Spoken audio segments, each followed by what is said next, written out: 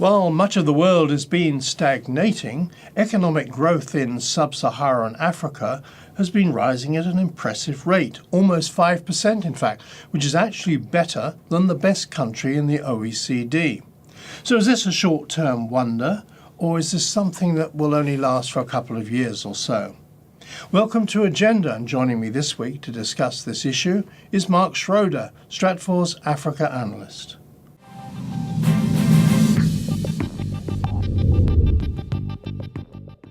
Mark, welcome. Thank you, Colin. So, Mark, how do you see this? Is this something that is a permanent change? I would say it's probably more cyclical or temporary. And really much of the growth that you see in Africa is driven by this intense demand from outside markets to acquire the natural resources that are found in Africa. So notably, you can look to the Chinese, but there are other markets that are also quickly and swiftly acquiring these resources. These resources, we're talking about oil and gas, we're talking about copper, gold, timber, even agricultural products. Now, China has done more than just plunder resources, if I can put it that way, hasn't it? It's invested an awful lot of money in infrastructure in Africa. I believe it's given something like $19 billion in aid. And President Hu has actually, in the last 3 years, been to that continent 3 times, which is probably more than he's been anywhere else. China does have a very aggressive policy towards engaging Africa, and within a broader foreign policy environment, so to speak.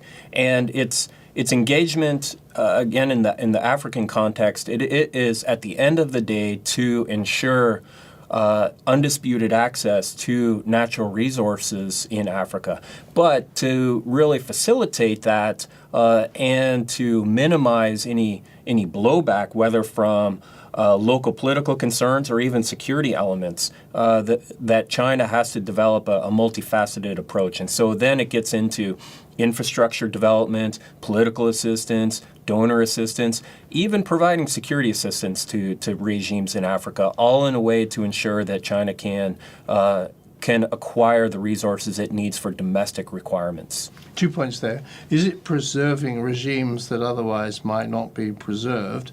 And are the ordinary Africans benefiting from this?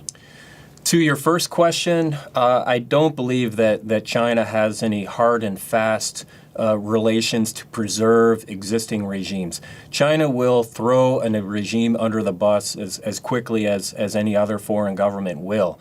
China is quick to ensure that it has good relations with the government in power, but it will develop relations quickly with opposition parties if it would appear that an opposition party has a chance to move into power. Now, another issue is world food supply. The United Nations, various other international agencies all see Africa as a potential food basket for much of the rest of the world, which is short of food. But then, of course, there are African countries short of food. But somehow or other, this doesn't seem to happen. What's stopping it happen? Conceptually, Africa is seen as this vast, undeveloped geography that can be very conducive to large-scale, industrial-scale agriculture development. And there have been countries in the past who have been breadbaskets for regions of Africa. Case in point with Zimbabwe, that used to be the agricultural breadbasket for Southern Africa. Now, this is the external concept that Africa could become a great breadbasket for the rest of the world. On the other hand, you have some tremendous political pressures in Africa that are really impediments to achieving that vision. You have demands over land and demands over food production from indigenous Africans and local governments that can compete with this external vision for producing large-scale food that can feed other regions of the world. And this is a recipe for conflict if you introduce this external view of what Africa can be in terms of a global food basket without recognizing the constraints and potential blowback within African countries over identity, over concepts of land and land usage and land ownership. And even in countries that are food insecure, if you all of a sudden generate large-scale food production, but then ship that food that is farmed for external markets and deny a local population, access to food that otherwise could feed a hungry population, that is the recipe for conflict. Now, you travel through Africa the whole time. As you look at this continent, which are the very bright spots and which are the ones where there's real trouble and where it's quite dangerous to go? I would say Angola, on the one hand, is an extremely interesting country right now that is slowly but steadily emerging from a period of long civil war. The civil war that ended in 2002, but even the legacy of that continued forward for several years, that it's only now that the country is starting to develop its land-based economy as opposed to the offshore oil that propped up the Angolan economy during its post-colonial experience. A couple of other countries that we closely monitor. One is Nigeria, a country that went through national elections in April of this year, but has really found itself in a quandary of sectarian violence.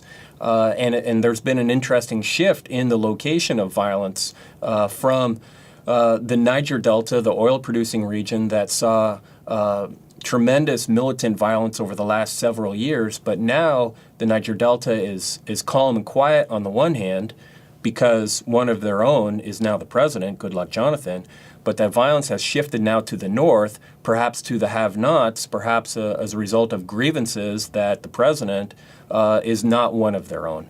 Nigeria is a country we have to closely watch. Another country we're paying attention to is South Africa, and that they're a little over a year away from a leadership convention within the ruling African National Congress, or ANC, and we're just paying attention to succession challenges within that government and the way forward for the ANC. But President Zuma is likely to be re-elected there, isn't he? At this point in time, President Zuma has a clear advantage over his rivals within the ANC. Well, Mark, thank you very much. Mark Schroeder there, and you can, of course, read Mark's detailed analysis on www.stratfor.com. That's Agenda for this week. Thanks very much for joining us. I'm Colin Chapman. Goodbye for now.